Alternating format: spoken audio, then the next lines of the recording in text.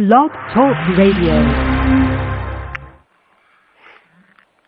Boa noite, meus amigos. Estou aqui novamente com o True Outspeak. Desta vez com a voz um pouco alterada, porque eu peguei uma gripe do cão. Graças a esse clima muito estranho aqui. Aqui na Virgínia faz verão e inverno ao mesmo tempo. E como a gente viaja muito, às vezes você pega um clima de verão e de inverno no mesmo dia. Hoje, por exemplo, aqui tá um calor. Mas se você viaja 30 milhas, você pega neve. E não há brasileiro que aguente isso. Então, praticamente levantei da cama para fazer esse programa. Se eu disser alguma besteira é porque eu ainda estou delirando com febre. Vocês não liguem, não. Mas esta semana a primeira coisa que me chama a atenção aqui são essas duas notícias simultâneas. Uma entrevista que saiu na Folha com Immanuel Wallerstein, onde ele diz que, afinal de contas, o Lula e o Chávez não são muito diferentes. Eles estão perfeitamente unidos, estão solidários um com o outro e, vamos dizer, estão agindo em comum acordo em tudo. Então não se iludam com as diferenças aparentes, diz ele. O detalhe interessante é que esse Wallerstein, ele é junto com Istvan Meszaros e com Antônio Negri, é um dos 3 maiores teóricos do movimento comunista internacional. Ele é o equivalente do que seria nos anos 50 o Roger Garaudy ou Henri Lefebvre, né? E a Folha, ao dar aqui os créditos dele, diz apenas sociólogo norte-americano, pesquisador sênior da Universidade Yale e autor do livro Declínio do Poder Americano. Quer dizer que não informa ao leitor que se trata de um teórico comunista. Quando vai entrevistar um homem da direita, vem sempre o carimbo ideológico. Mas aqui, não, é preciso dar uma ideia de neutralidade para, vamos dizer, explorar a credulidade do leitor.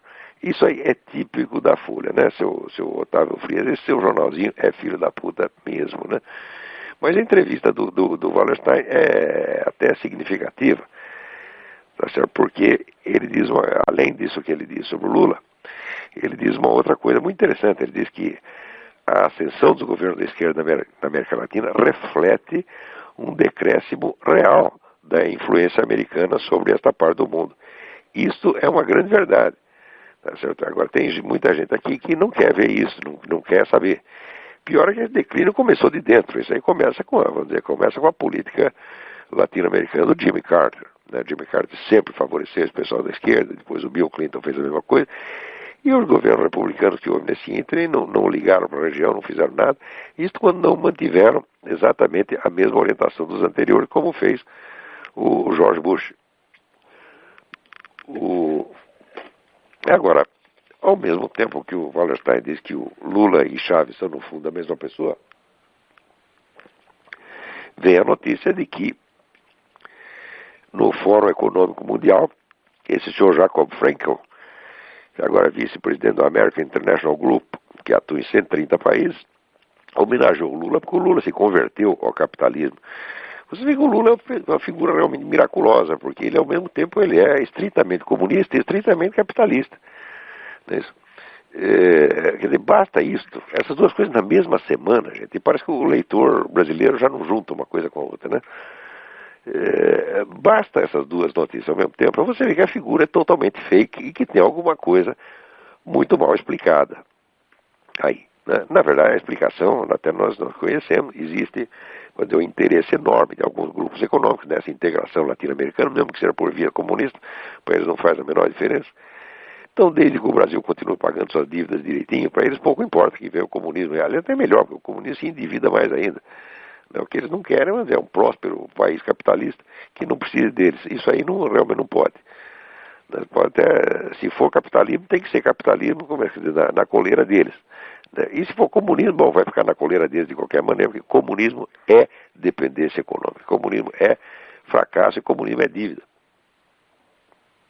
Eles sabem perfeitamente disso. Muito bem. Também, aqui na mesma semana, acontece uma notícia interessante que as Farc atualmente conserva em seu poder 1.100 prisioneiros sequestrados para fim de extorsão, aguardando, né, o pagamento do resgate para não sei quando. Quer dizer, não existe nenhuma cadeia na América Latina, nem mesmo em Cuba, que tenha 1.100 prisioneiros políticos ao mesmo tempo. A Farc tem.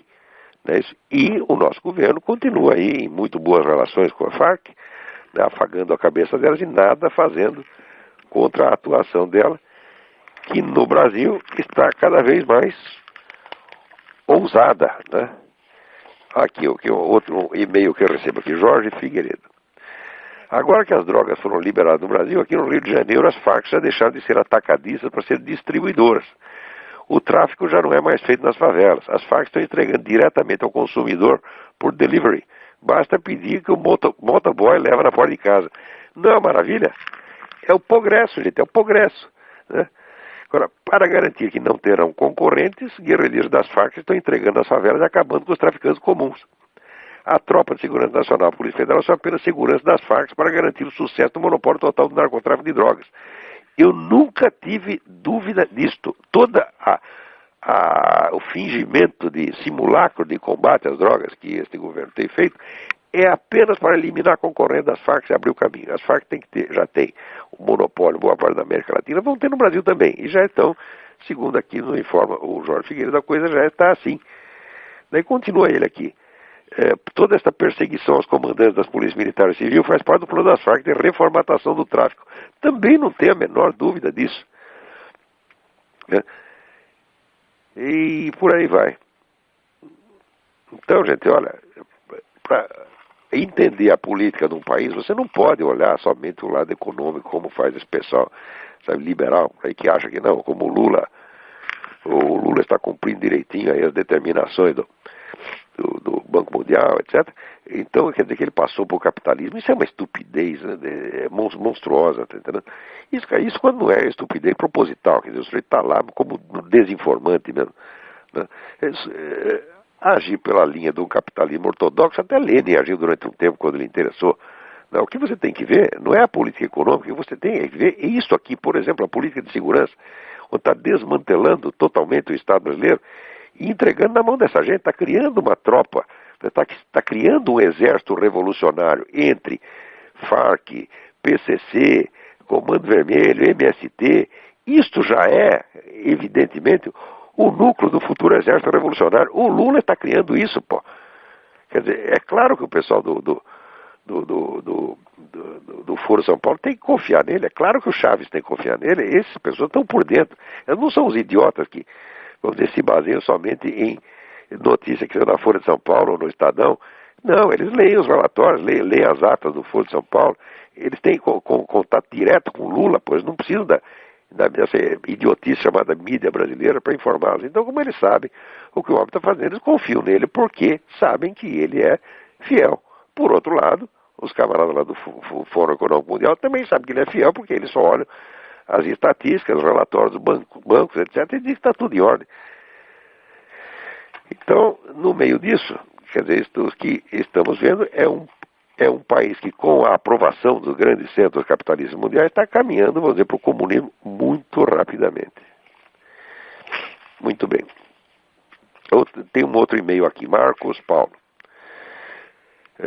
Caro professor, saudações. Me chamo Marcos Paulo, resido em Vitória, Santo Antão, Pernambuco.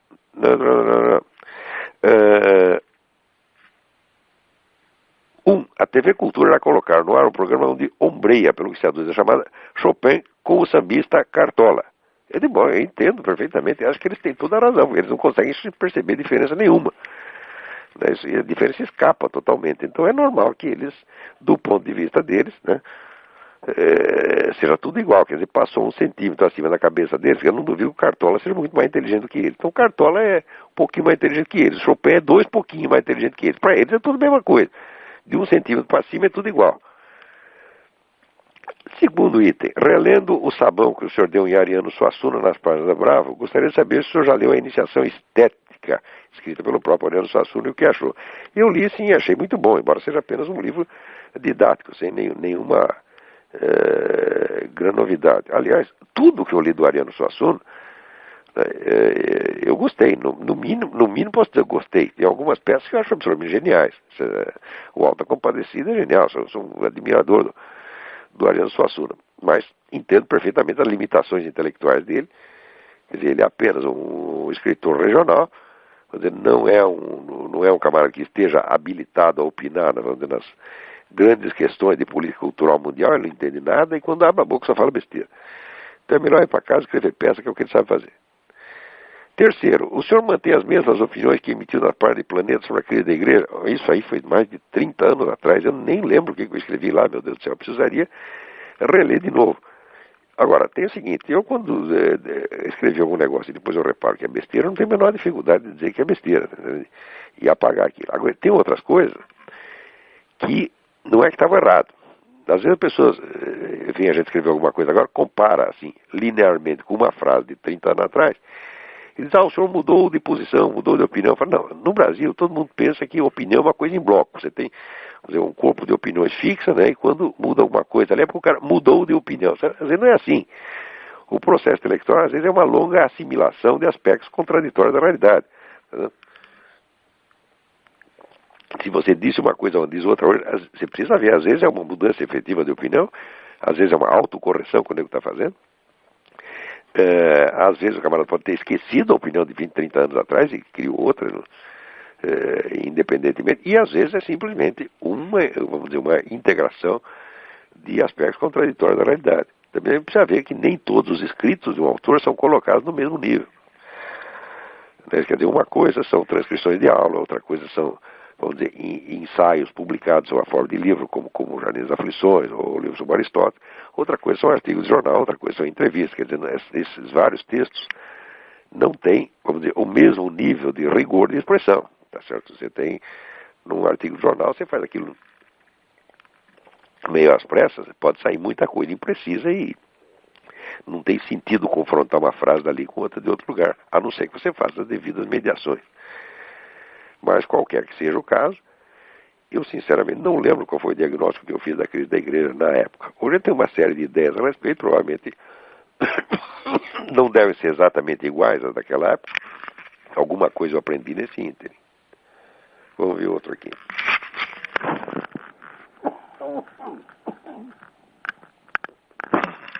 Aqui, Fernando Ferreira. É lícito afirmar a existência de um paralelismo entre a teoria dos quatro discursos e a gnoseologia aristotélica, quer dizer, a teoria do conhecimento de Aristóteles? Bom, a resposta é sim. Não apenas é lícito afirmar esse paralelismo, como eu mesmo, no final do meu livro sobre Aristóteles, eu já coloquei isso aí. Quer dizer, a teoria dos quatro discursos, essa sucessão, sucessão escalar dos quatro discursos, que vai poético, retórico, dialético, lógico, ou lógico-analítico. Isso aí, essa estrutura é exigida pela própria teoria do conhecimento de Aristóteles, que na realidade é a descrição de uma sucessão de transformações do material absorvido pelo sentido. Primeiro tem a absorção pelo sentido, depois tem a síntese imaginativa, depois em cima da síntese imaginativa se criam os conceitos, e daí em cima dos conceitos se cria a articulação dos conceitos, ou o discurso propriamente dito, né? Quer dizer, o paralelismo é mais do que, não é só um paralelismo, uma coisa exige a outra, não tem como escapar. Né? Principalmente quando nós estamos conscientes daquela famosa definição dada pelo Benedetto Croce, quando ele define a arte como expressão de impressões, e me parece que essa definição é estritamente correta. Então, não teríamos como deixar de ver, por exemplo, o primeiro discurso da série, que é o discurso poético, como a expressão direta, né, do material sensível depositado na memória e trabalhado pela imaginação. Quer dizer, a expressão direta do trabalho que a imaginação fez de síntese dos dados do sentido. Se você expressa isso diretamente, você está fazendo discurso poético.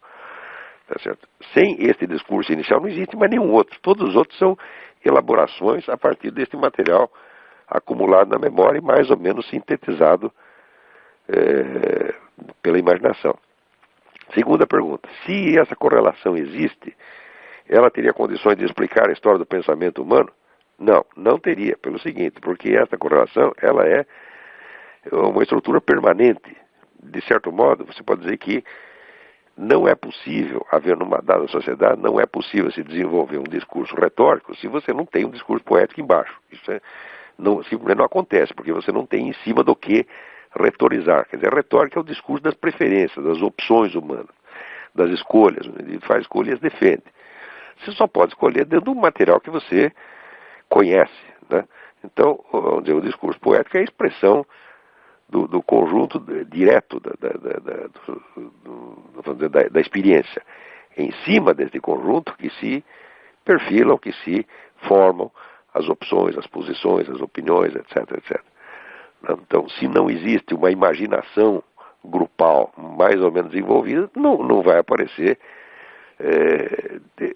como é que se diz, dúvidas em cima disso e não vai oferecer, não vai aparecer a possibilidade de divergência de opiniões capaz de se organizar numa confrontação retórica. Por sua vez, se não existe confrontação retórica, se não existe multiplicidade de opiniões, não existe muito menos a possibilidade do discurso dialético, que não é outra coisa senão a triagem entre as opiniões existentes, e assim por diante.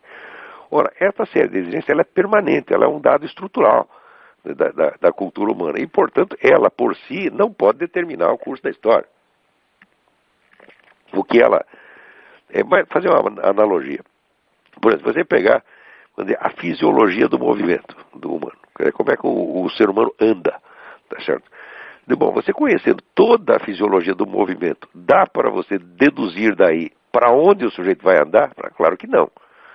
Mas você pode pegar alguma relação. Por exemplo, você pode saber a velocidade média que ele vai desempenhar para onde quer que ele vá. Você tem uma série de determinantes do movimento, fatores que limitam o movimento. Limitam, mas não determinam a sua direção. Do mesmo modo, vamos dizer, essa estrutura básica do discurso humano, que superpõe essas 4 camadas, ela sendo um fator constante, ela por si mesmo não pode determinar a mutação. Tudo que é constante não determina mudanças. Não é isso? Então, o que você pode obter, vamos dizer, é um suporte estrutural para a compreensão da história, quer dizer, um instrumento de compreensão, porque você verá que muitas vezes, certas que parecem mutações históricas, não são apenas a expressão do elemento permanente, um cíclico. Então, para explicar a história, não explica, mas ajuda a separar o que é, vamos dizer, constante do que é realmente histórico. Espero que tenha ficado claro. A gente aqui também tem uma limitação de tempo para explicar essas coisas, né? Mas, finalmente, tem a terceira pergunta do Fernando Ferreira, que é: os juristas brasileiros, especialmente aqueles ligados ao direito público, não cansam de falar nos tais conceitos jurídicos indeterminados. Dou um exemplo: nenhum desses juristas sabe definir o que seja interesse público. Daí eles dizem que o interesse público é um conceito jurídico indeterminado. Isto é um bando de vigaristas. Mas é um bando de filhos da puta. Meu Deus do céu. O que é um conceito indeterminado? O conceito indeterminado é uma contradição de termo, porque se é um conceito, conceituar uma coisa é determiná-la. O que eles querem dizer é o seguinte: é um termo não conceituado. Quer dizer, é apenas uma palavra. Se é um conceito indeterminado, não existe. Se é conceito, é determinado. Agora, se você não tem a determinação, se você não tem o conceito, então você tem apenas o termo, você tem uma palavra que você conceituará diferentemente conforme lhe der na telha no momento. Isso é uma picaretagem sem mais tamanho. Se é o que eles querem dizer com conceito indeterminado já mostra a sua total ignorância, que eles deveriam chamar de termo indeterminado. Tá certo? Quer dizer, termo de significação indeterminada. Isso é possível. Você pode usar uma palavra qualquer, né? Você usa aí, inventamos a palavra ptux. O que é ptux? Não sei. É um termo de significação indeterminada. Isso é perfeitamente possível, assim como em álgebra você usa uma letra lá para designar uma quantidade indeterminada que pode ser determinada no futuro. Se você tiver sorte e chegar ao fim do cálculo, você saberá qual é o valor daquele número. Isso é possível. Agora, conceito indeterminado, isso é a mesma coisa que dizer a quantidade não quantitativa, tá entendendo? Então, isso, além de ser analfabeto, esse é um analfabetismo proposital, tá entendendo? Quer dizer, eu entendo o que eles querem dizer. Quer dizer, um termo que você está usando, tá certo, que tem uma pluralidade de sentidos e, portanto, não dá para você determinar naquele momento e pode ser determinado em outras circunstâncias. É isso que querem dizer. Mas se fossem camaradas capacitados, diriam exatamente termo de significação indeterminada, quando você só tem realmente o termo e não o conceito. Agora, conceito indeterminado é conceito não conceitualizado. Então, vão à merda. Isso é o que tem que responder para esses camaradas. Vão à merda. Agora, o brasileiro padece de um respeito excessivo por qualquer idiota togado, você está entendendo? Aparece lá um jumento vestido de juiz, as pessoas aceitam. Não é para aceitar isso não é para respeitar essas pessoas. Se a gente faz uma coisa dessa, teria que ser tirado do seu cargo a pontapé, você está entendendo?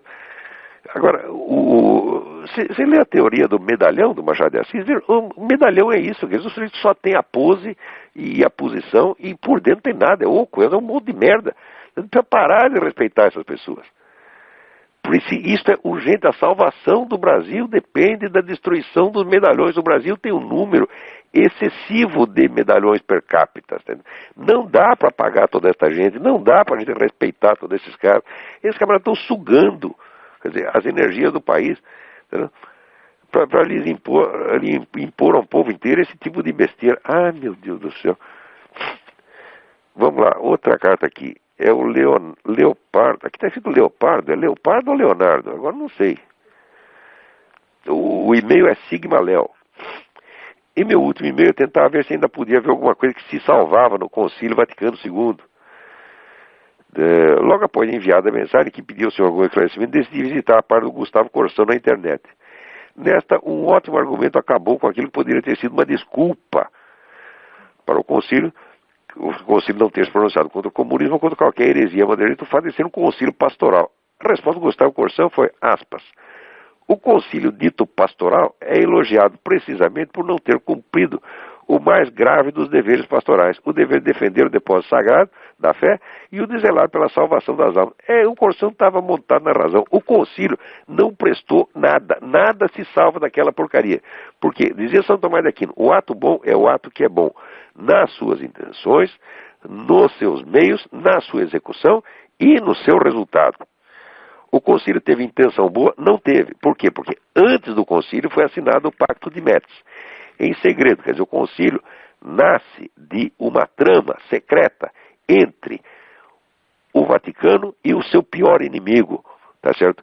Quer dizer, o Papa mesmo, que havia acabado de assinar um decreto excomungando quem colaborasse com o comunismo, manda no dia seguinte colaborar com o comunismo. A coisa que nasceu assim já nasceu podre, tá certo? Muito bem, quando você vai ver, tendo nascido mal, como foram os meios de execução, foi só intriga e mentira para todo lado, a começar pela negação do próprio pacto, tá certo? A totalidade dos escritos das atas do concílio é uma imensa desconversa, e o resultado foi o quê? Foi a perdição de milhões de almas e o dano trazido a milhões de católicos sinceros no mundo inteiro que ficaram chocados, desorientados e acabaram abandonando a igreja. Tá certo? Então, não tem explicação. O Concílio Vaticano II é a mancha de batom na cueca. Todos que têm alguma responsabilidade por isso aí vão arder no fundo do inferno enquanto não, vamos dizer, se retratarem disso publicamente. Todos eles. Seja papa, cardeal, bispo, coroinha ou porteiro do edifício. No tempo do concílio, até eu sou um filho da puta também. Por quê? No tempo do concílio, foi 63, eu fazia um programa de rádio para criança, tá certo? Quer dizer, eu já falava naquela época, né? Já dava palpite naquela época. E era uma rádio católica, e eu lá falei bem do concílio.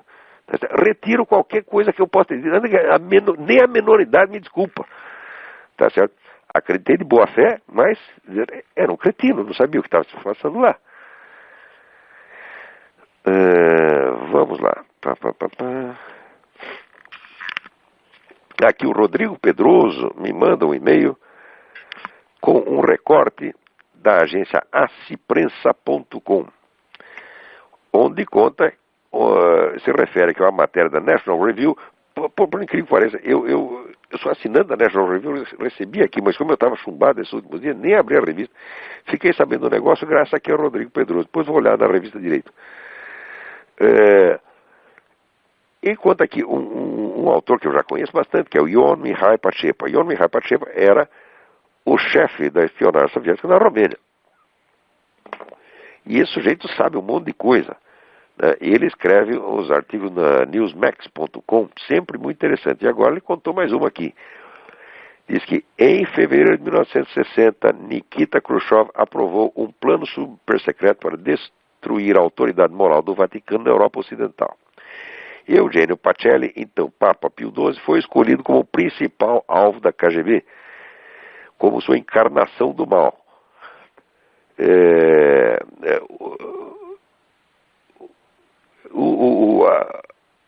O nome Tchepa indicou esse artigo que a KGB baseou suas difamações na alegação de que o então arcebispo Pacelli havia servido como núncio apostólico em Munique e Berlim.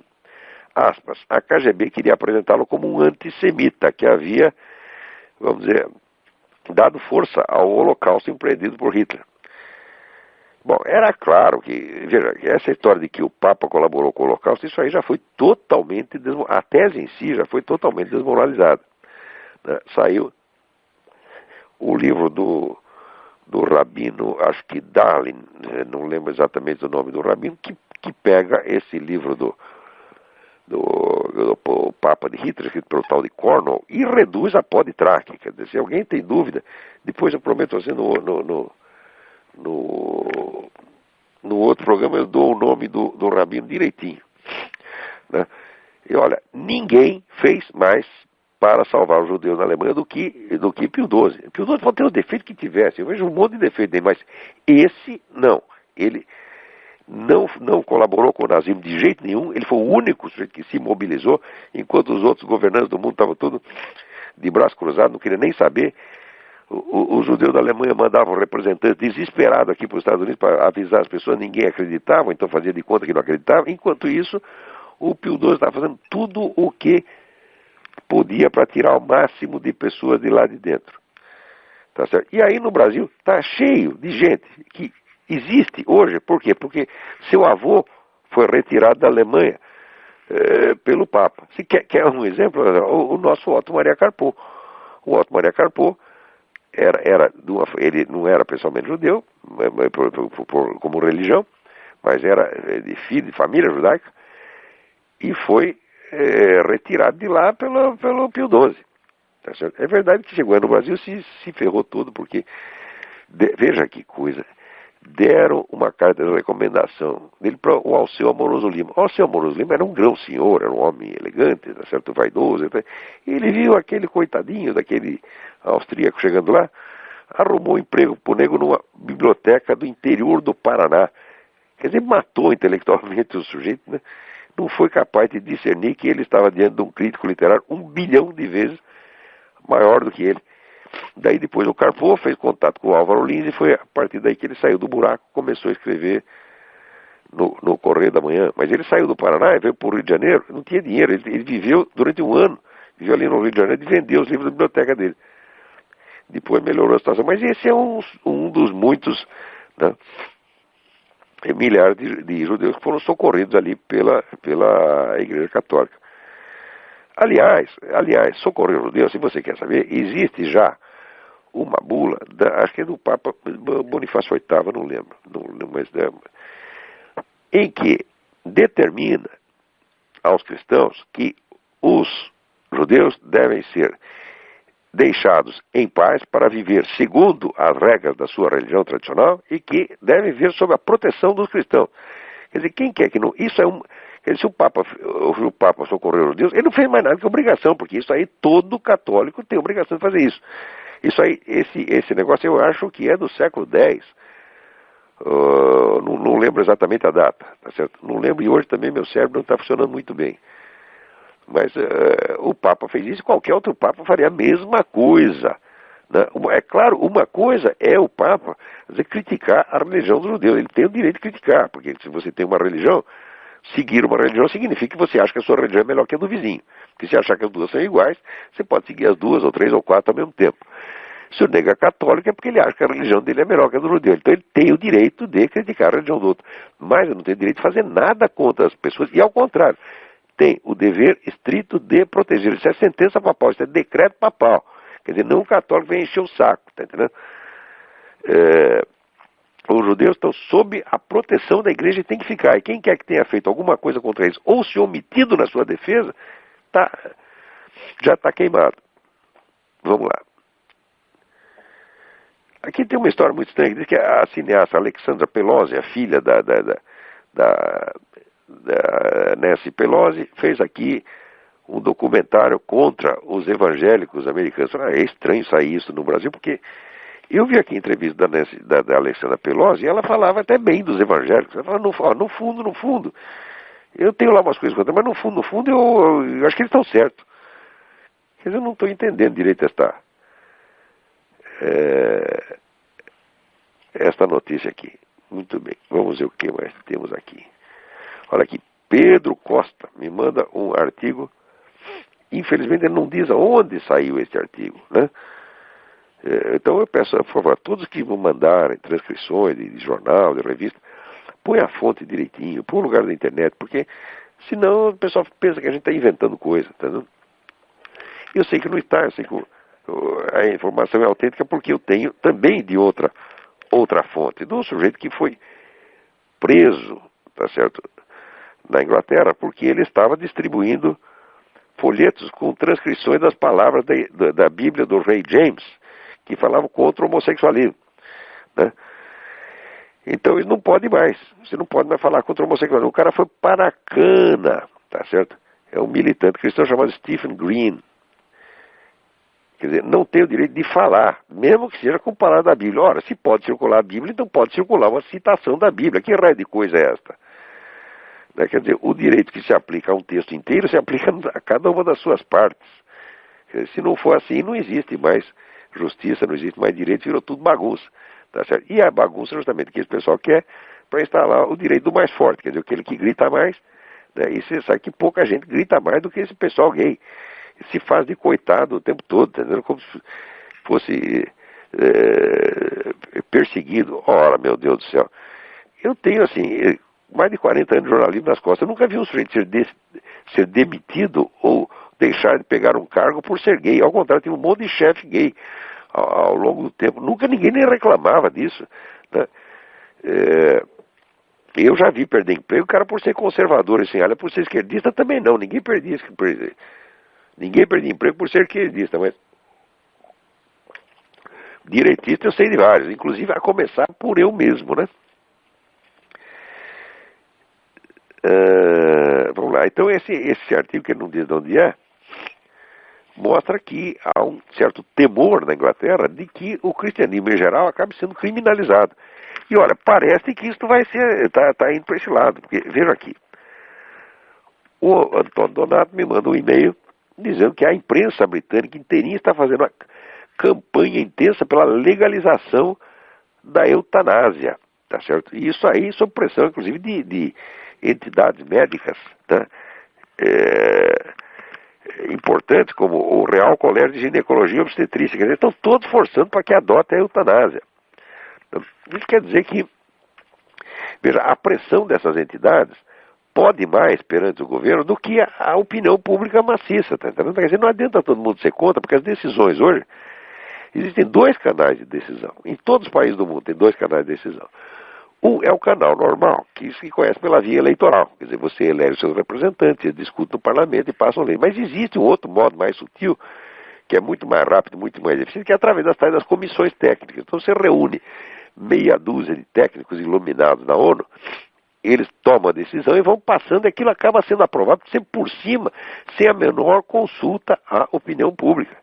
Isso coisa até de maior gravidade do que a legalização da eutanásia. Essa coisa aqui dos Estados Unidos, da formação da comunidade norte-americana, que dissolveria as fronteiras entre Estados Unidos, México e Canadá, isto já tem, vamos dizer, acordos assinados entre os governantes dos 3 países sem que ninguém soubesse de nada. Quer dizer, isso na maior democracia do mundo. Quer dizer, como é que uma coisa deste porte pode ser decidida assim em comissões técnicas, em segredo? Isso está acontecendo no mundo inteiro. Quer dizer, as comissões técnicas e esses acordos secretos são o principal meio de fazer política hoje. E as pessoas não ficam nem sabendo de coisa nenhuma. Recentemente eu comentei num artigo que aspectos importantes da política de segurança da Inglaterra foram transferidos para organismos internacionais sem que saísse uma linha na mídia. Isso na mídia inglesa, quer dizer, nós não estamos falando, aqui não é a União Soviética, não é a China, quer dizer, são democracias, mas não adianta ser democracia se em cima, vamos dizer, do processo normal de tomada de decisão, existe esta empulhação das comissões técnicas, foi inventado pela ONU, para quê? Para poder legislar em toda parte sem ninguém saber de nada. Por exemplo, pergunta aí, como é que se decide no Brasil política educacional? Política educacional vem pronto da ONU, política de saúde vem pronto da ONU, o Congresso às vezes não é nem informado. O Lula, não confessou que tomava decisões, junto com Hugo Chávez e Fidel Castro, tomar decisões de política nacional, sem dar a menor satisfação ao parlamento, à opinião pública. Então, hoje em dia, todo mundo faz isso. Quer dizer que estão pegando democracia, estão gozando da cara dela, né? Estão rindo da democracia. Eles não precisam mais de democracia. Né? Vamos lá. Aqui o Luiz Gentil Júnior me manda um e-mail contando aqui que, olha aqui, mostra a fotografia de um médico que foi brutalmente, o Dr. Aldo Consuegra Martínez e sua esposa Raima, foram brutalmente surrados pelas autoridades cubanas só porque disseram que queria sair do país. Isso acontece realmente. Então, quer dizer, veja, vocês conhecem algum jornal brasileiro que dê notícias periódicas sobre o estado das prisões políticas em Cuba, na China, nos países islâmicos? Não, ninguém dá. Todo mundo faz de conta que isso não existe. Que isso não existe. Uma vez eu perguntei ao Otávio Frias de Oliveira por que o jornal dele era tão enviesadamente anti-americano. Por que qualquer delitozinho real, imaginário da americana, fazia um forró-bodó, e quando era Cuba, a China, estava fazendo de conta que não existia. Ele me responde o seguinte: não, é justamente porque os Estados Unidos são uma democracia, nós ficamos mais chocados, etc, etc. Veja o código moral desse sujeito. O que ele está querendo dizer é que o delito pequeno cometido por um homem honesto é mais escandaloso do que o delito usual cometido por um bandido profissional. Isto lá é moral? Isso é moral invertido, isso é moral do capeta, pô. Quer dizer, aí o que você está dando ideia é de que os Estados Unidos são pior do que a China, pior do que Cuba, etc. E que é o que todo mundo pensa. No outro dia foi feita uma enquete no Brasil, né, qual é o país mais perigoso com relação a armas nucleares. 40% dos brasileiros votaram nos Estados Unidos, que é uma ideia idiota. O mundo inteiro sabe que os Estados Unidos não oferecem nenhum perigo com relação a armas atômicas. Né? Isso só no Brasil. Se você for fazer essa enquete na China, eles vão votar em todo mundo. Pode votar no Irã, pode votar em Irã, mas nos Estados Unidos não. Agora, o brasileiro, 40% acha que o grande perigo é os Estados Unidos ter arma atômica. Eu digo, pelo amor de Deus. Ai, ai, ai. Vamos ver o que mais temos em matéria de... Vamos ver se tem alguém na linha aí para falar. Agora não tem ninguém, muito bem.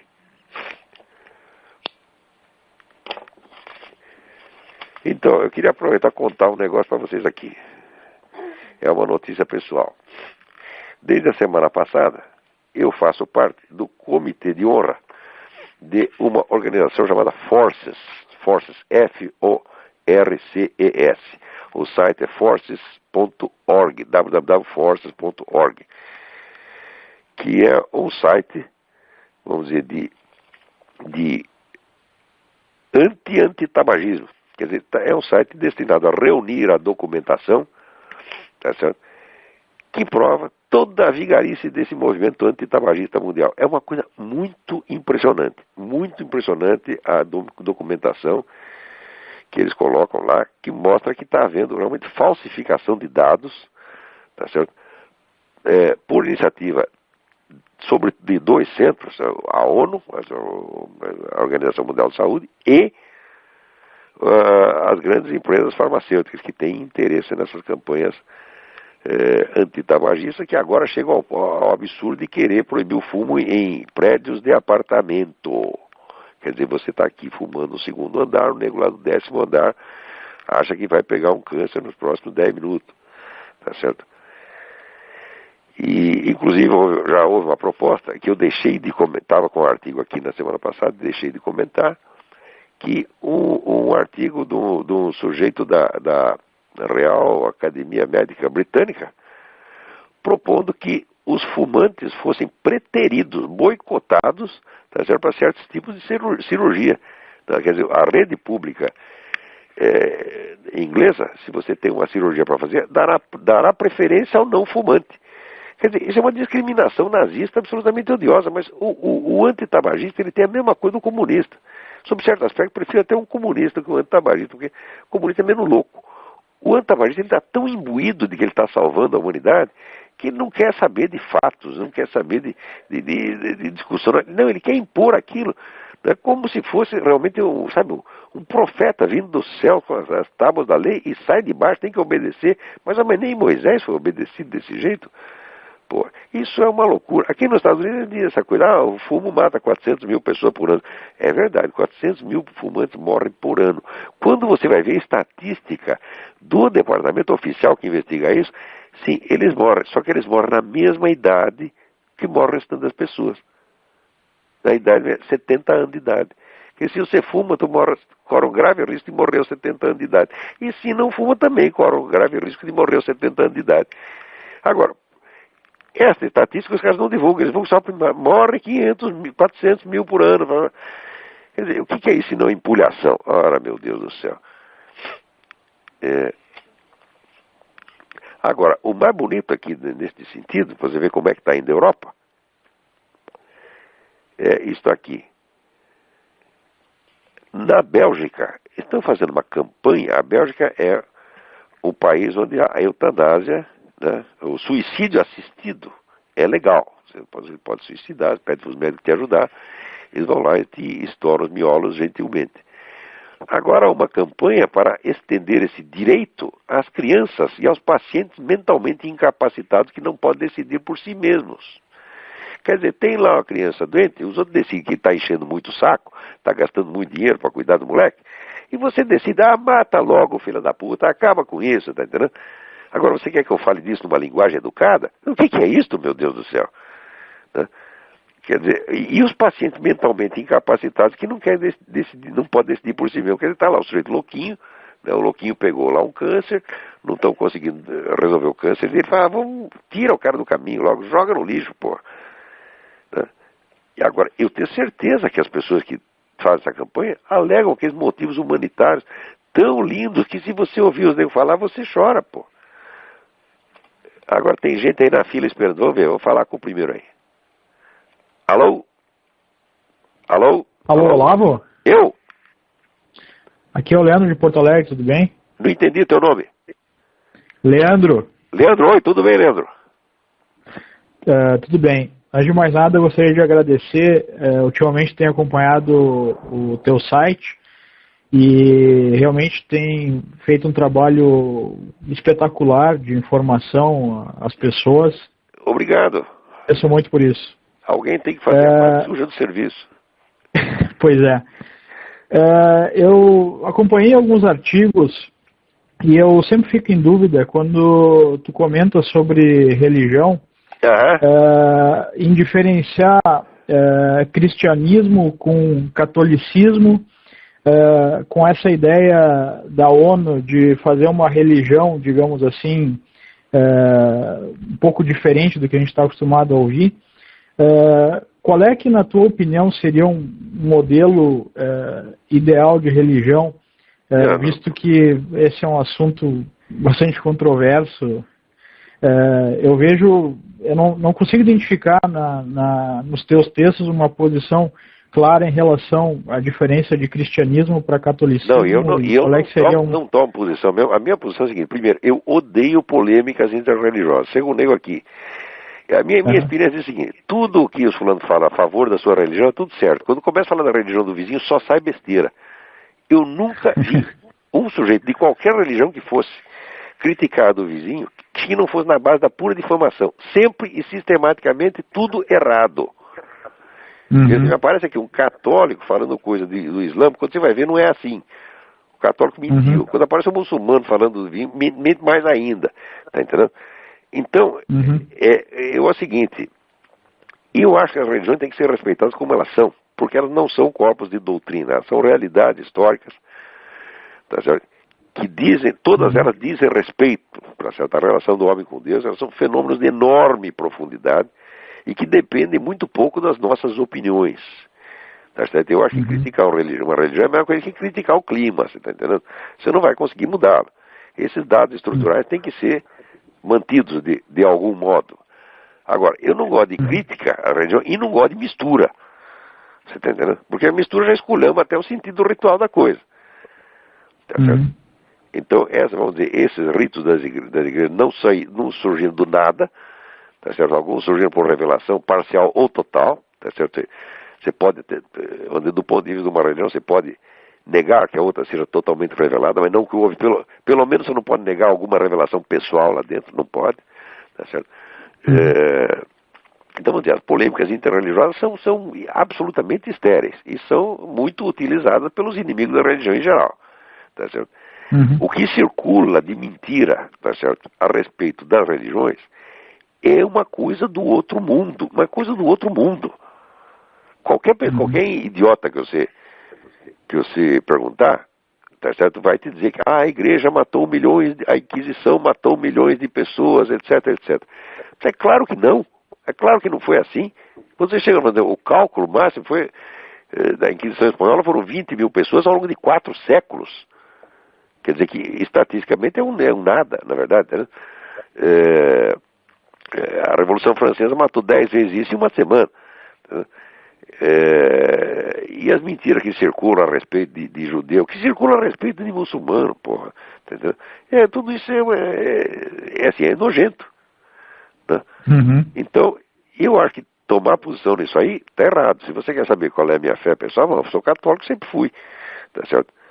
Agora, nós estamos numa época, vamos dizer, de muita ambiguidade, porque você disse, sou católico, bom, então eu tenho que seguir o Papa direitinho. Então, olha, eu nem sei se o mandato desse Papa é válido, porque houve tanta contestação, e eu li todo o material das igrejas dissidentes, pré-conciliares, tem muita coisa ali que a gente não tem como negar, então hoje nós estamos numa dúvida. O Concílio Vaticano encheu todo mundo de dúvida. Quando você está em dúvida, o que você faz? Você espera e reza. Eu não vou sair condenando as pessoas à toa, eu não vou fundar uma outra igreja, não vou, não vou tomar posição enquanto não souber a realidade das coisas. No Brasil as pessoas têm que ter opinião sobre... Fica um pouco complexo porque às vezes tu observas alguns padres católicos aqui no Brasil falando a favor de MST, isso nem se revolução. Fala. Eu tenho certeza de que a igreja que fez o Concílio Vaticano II estava todinha podre e infiltrada. Isso aí você tem a prova total hoje.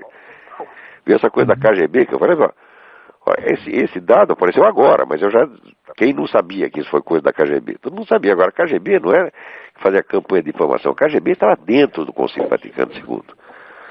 Tá certo? Então, como é que a gente vai ceder à autoridade dessas pessoas? Eu falo, não sei se você tem autoridade. Não sei e não sou obrigado a poder obedecer. Em caso de dúvida, eu estou falando de consciência, tá entendendo? Então, as questões... A única defesa contra isso seria a consciência individual. Não tem outro jeito. Não tem outro jeito, você tem que rezar e pedir diariamente a Jesus Cristo que te ilumine, porque não é que você está contra a autoridade, é que a autoridade sumiu, meu Deus do céu. Você está entendendo? Exatamente. E está difícil saber onde ela está hoje, né? Quem é que representa realmente a autoridade espiritual dentro do mundo cristão. Então, eu acredito que quem representa essa autoridade espiritual são as igrejas no seu conjunto. Você está entendendo? E eu acredito piamente na unidade profunda das igrejas cristãs. Acredito que o cristianismo é um só. Tá certo? E não creio que as divergências não possam ser resolvidas.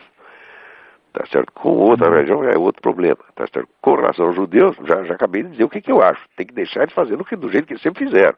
Tá? Isso aí é decreto papal, não é eu que inventei. E é de uma época em que não havia dúvida quanto a quem era a autoridade do mundo cristão. Tá certo? Então, esse decreto está em vigor. Quer dizer, a gente tem que proteger o judeu e defender o direito de ele seguir o rito dele. Tá? Eu acredito que fica mais centrado na figura de Jesus Cristo em si, ao invés... Quanto ao protestantismo, tá certo? Olha, quanto ao protestantismo, eu não tenho como negar a autenticidade espiritual de muita coisa que vem dali. É claro que acontece. Como é que você vai explicar que o único país do mundo onde a religião cristã ainda é uma força política considerável seja um país protestante? Você acha que Deus ia deixar isso acontecer, isso só de cinismo? Quer dizer, se o protestantismo não tem nenhuma raiz autêntica dentro do cristianismo milenar, como é que pode acontecer uma coisa dessa? Entende minha pergunta? Então, Entendi. Então alguma coisa de bom tem ali. Não sei o que é, mas que tem. Também não sou eu que vou julgar isso aí, entendeu? Eu só não gosto de ouvir os sujeitos falar mal da religião do vizinho. Te recomendo isso pra você. Pegue o que tem de bom, siga os conselhos do apóstolo, experimentar de tudo e ficar com o que é bom. Isso depende totalmente da consciência individual, né? Que outro remédio você tem? Mas não deixa a consciência individual solta. Peça ajuda a Deus. Ok, muito obrigado. Obrigado eu. Vamos lá, quem vai estar na linha aí? Alô? Alô? Alô? Alô, quem está aí na linha? Alô, Olavo? Eu? Oi, Álvaro, do Canadá. Tudo bem, Olavo? Oi, tudo bem? Tudo bem. Olavo, bom, antes de mais nada, meus parabéns aí pelo teu programa, que não tem preço. Né? Obrigado, obrigado. Principalmente num espaço tão limitado como a gente tem em algo que se chama de mídia brasileira, né? Então, Pois é. bom, mas, Olavo, particularmente com relação a essa questão de educação, e na verdade isso que eu vou me referir é ligado a uma deseducação, eu gostaria que tu me clarificasse uma coisa que para mim estava absolutamente obscuro, tá? E a partir das tuas conversas eu estou começando a esclarecer algo, certo? Que nós temos visto na prática aqui no Canadá. Esse movimento de ignorância mundial que se vê em nível de educação, que a gente viu no Brasil, o movimento de reforma, etc. Por acaso isso está ligado a esses movimentos chamados de alta performance, como o do International Baccalaureate, que nasceu justo em 68 na Suíça, e me parece algo que veio extremamente em oposição àquilo que tem nos Estados Unidos, que é o Advanced Placement, quer dizer, está me parecendo isso aí, e aqui particularmente no Canadá a gente vê isso de uma maneira muito forte, né? Quando nos Estados Unidos tu tem 30 vezes mais APs em relação a IB, e a performance é infinitamente maior. Quando tu pega o IB, o conteúdo é simplesmente emburrecedor de quem está lá dentro. Então, a minha pergunta para ti era a seguinte: por acaso está ligado àquele movimento de esquerda nascido a partir desse movimento europeu em 68, quando eles criaram esse IB? Porque a diferença de currículo é simplesmente assustadora. Isso já vem de antes. Já vem de antes. A história inteira você pode ver num livro que se chama The Deliberate Dumbing Down of America. Espera aí, vou te dar o nome da autora. Espera aí. Sugestivo.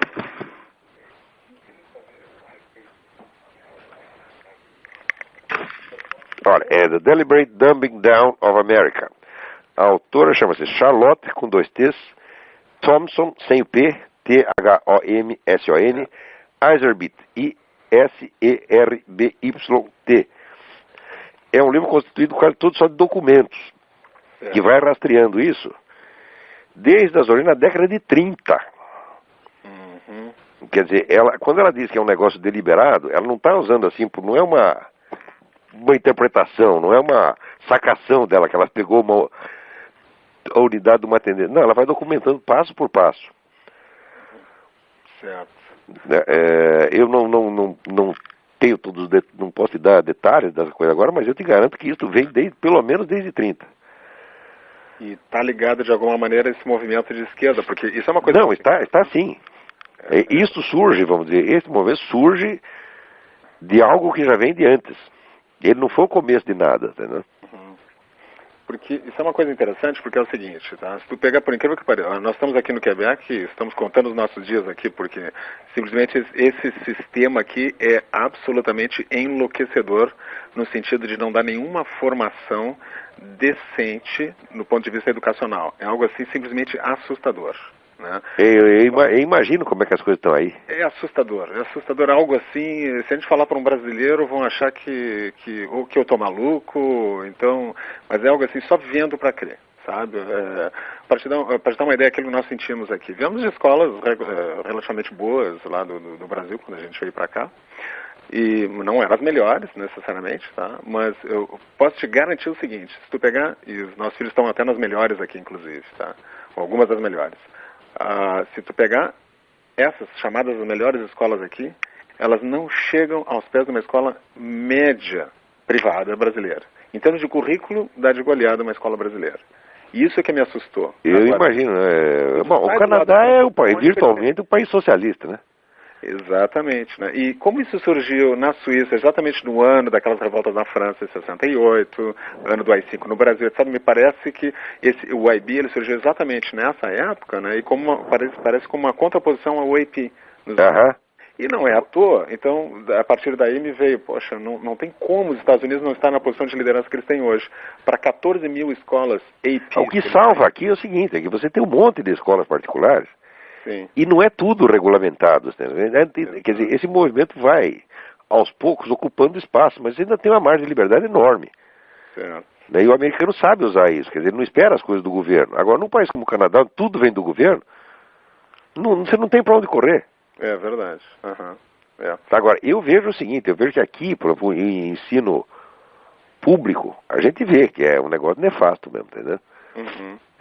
É verdade. Mas ainda falta muito para chegar no nível brasileiro, né? Uhum. Ainda está melhor que o Brasil, mas do ponto de vista ideológico, é uma coisa medonha, é um massacre. Uhum. Né? Certo. E não tem muito espaço para divergência, não, porque as pessoas nem imaginam que isso existe. Agora, tem muita escola particular que não é assim. Uhum. Eu conheço o programa, todas elas, andei estudando isso até para os meus filhos, depois eu vi que eu não ia ter condição financeira de bancar uma escola particular, botamos aqui na escola pública, mas diariamente eu tenho que fazer a deslavagem cerebral das crianças aqui, né? Sim. Mas mesmo em escola pública nos Estados Unidos, você encontra escolas. Tem 14 mil escolas APs, né? Quer dizer, Sim, ainda tem muita coisa boa. muita coisa boa. Agora, Nossa! enquanto tu tem 14 mil APs para 440 IB... Né, E a gente vê assim, vida intelectual no mundo é aqui. Se você somar todos os países da Europa, não dá um décimo do que tem aqui. Quer dizer, aqui é a capital intelectual do mundo, ele diz. Não dá nem para discutir. É. Beleza, muito obrigado. Então, se você sair daí, vem para cá, será muito bem recebido. Venha me visitar aqui. Pode ter certeza. Daqui a pouco a gente está visitando aí. Tá bom. Vamos dar uma chegada aí. Muito obrigado. Tá bom. Novamente. Boa sorte aí. Tchau, tchau. Um abraço a você. Vamos ver quem vai ter aí. Alô? Quem está na linha? Alô? Alô? Alô? Alô? Quem está na linha? É o Luiz Afonso? Luiz Afonso, de Portugal? Exatamente. Epa! O Mendo Caterwin já procurou você ou não? Não. Passei o recado para ele. Ah, legal. Então logo deve procurar aí. Ah, legal. Tudo bem por aí? Como está a Santa Terrinha? Tudo. Pelo jeito não está tão frio quanto aí. Pela tua voz, parece que o frio do... Não, aqui não é o problema do frio, rapaz. Aqui é a mudança. Porque aqui onde a gente vive no ponto mais quente da Virgínia.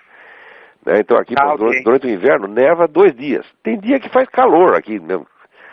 Mas você anda um pouco, daí você pega 10 abaixo de zero. E como a gente viaja muito, às vezes pega 3 climas num dia e fala, não, aqui aguente, pô. Bem, Olavo, eu estou te ligando só para dar um panorama do que tem aqui. Eu encontrei muitos liberais aqui, mas libertários, né? Uhum. Agora tem dia 11 de fevereiro tem o plebiscito da descriminalização do aborto. E todos os liberais da internet, todos eles são a favor, né, da descriminalização. E toda vez que a Igreja Católica fala contra, eles dizem mais um ponto a favor do sim. Se a Igreja está falando que é contra... se a Igreja está contra, deve ser bom, né? Exatamente. Mas também, depois também desse tremendo esforço que a Igreja fez para se desmoralizar assim mesmo, o que ela quer? Conservar a autoridade intacta? Não dá, pô. E aqui também, os Estados Unidos aqui tá bem sujo, todo mundo fala mal. Também tem essa coisa, se o americano é a favor, deve ser ruim. Né? Alô, eu acho que caiu a linha aí do Luiz Afonso. Vê se caiu aí. Liga de novo. Não, põe outra pessoa então. Alô? Parece que o Luiz Afonso caiu mesmo a conexão. Mas vamos ter que ficar para a próxima porque o nosso tempo aqui acabou. Muito obrigado a todos pela atenção e até a semana que vem.